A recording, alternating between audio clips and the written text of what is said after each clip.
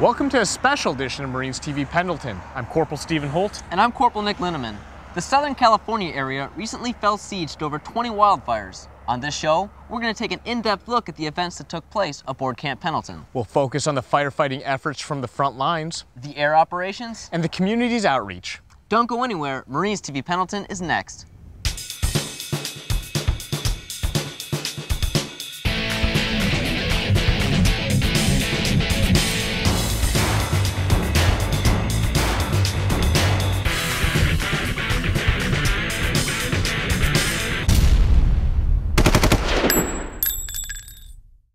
We're here with highly decorated Lance Corporal Ryan Tomlinson. Lance Corporal Tomlinson, what do you do on a day-to-day basis? Well, we like to go on separate missions with the Colonel, because you know that Colonel just likes to Colonel. Can you speak up a little bit, please? Well, it's like being on a spaceship, you know, and I don't quite know what to do with my hands. Yeah, you can just put your hands down to the side. That should be okay.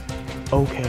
Well, we like to do a lot of missions with the Colonel, and you know how the Colonel likes to sit in the third Humvee back, and it's a great day to be a Marine whenever you're with the Colonel, and I like to say hello to my mama. Hey, mama, how you doing today? Hey, hey. Thank you. That's all the time we have. TV. I want to be famous. Back to you guys in the studio. Hey.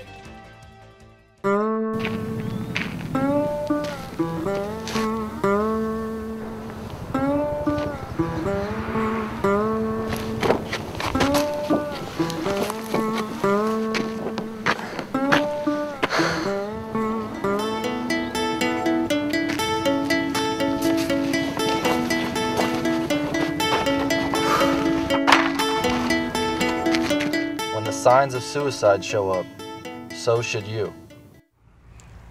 Welcome back. We're here at what used to be the 53 area obstacle course. This was the site for the largest Camp Pendleton fire, which led to the evacuation of the School of Infantry and some of the northern housing areas. Now let's take an in-depth look at exactly how the fire affected Camp Pendleton and the surrounding areas.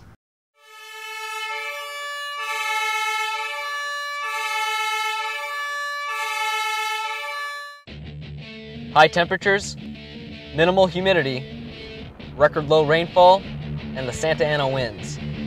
They were the key ingredients for the perfect storm, a firestorm.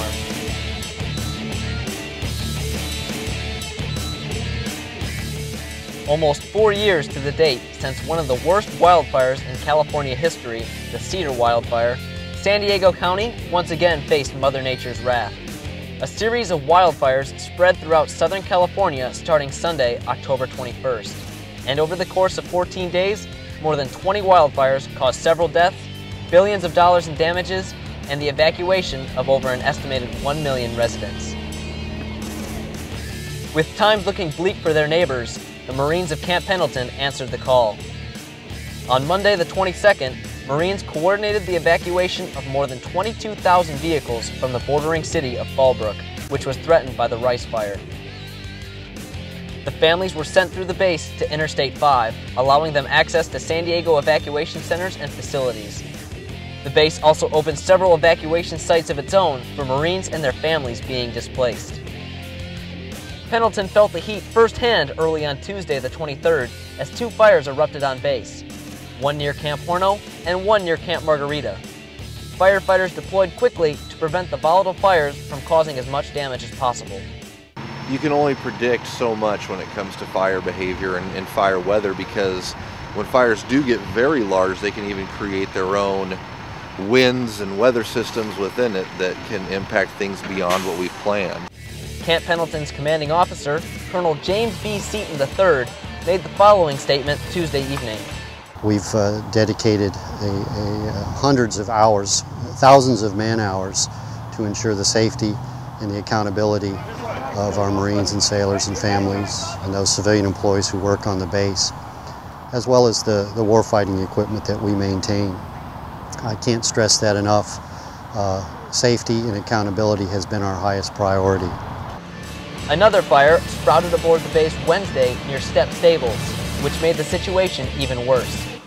Firefighters and approximately half a dozen aircraft rushed to prevent the flames from reaching nearby Serra Mesa family housing. The Commandant of the Marine Corps, General James T. Conway, flew into Camp Pendleton on Friday to talk with Marines and firefighters about the crisis.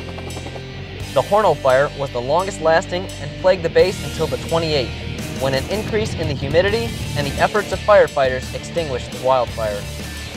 Reporting from Camp Pendleton, California, I'm Corporal Nick Linneman.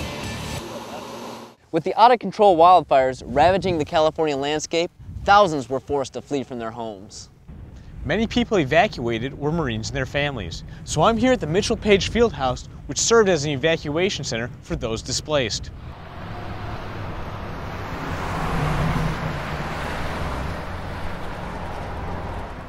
Throughout the week of the wildfires, the Camp Pendleton community reached out to its neighbors in need by opening up the base to all seeking immediate shelter.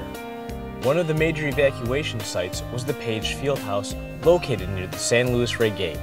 The athletic center was transformed into a full-service evacuation center overnight, loaded with water, cots, and other essentials for temporary living.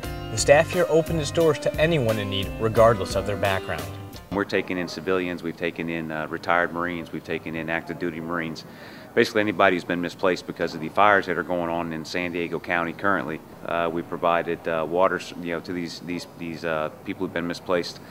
So all in all, it's just a good thing for the community, whether it be both military and or civilian. The staff turned racquetball courts into private suites and even accommodated evacuees who brought their pets with them. More than 650 cots alone were laid out at this location. Other evacuation sites, like the one opened in Camp Horno, were even able to offer barracks rooms for families coming from Fallbrook. You know, this is just an example of how the Marines take care of each other. And once a Marine, always a Marine. My family's had a very nice stay here so far, and we appreciate all the help. Everyone contributed to the relief effort. Chow hall workers worked through the week, providing hot food to the evacuees. Marines assigned to the area guard details roamed the evacuation sites, trying to help out in any way they could. They handed out water when necessary and provided traffic control. Both the evacuees and the Marines who lended a hand were able to take something away from the long week. Evacuees saw firsthand how servicemen and women are always willing to put their own lives on hold to help others, and the Marines got a chance to truly make a difference. Reporting from Camp Pendleton, I'm Corporal Stephen Holt.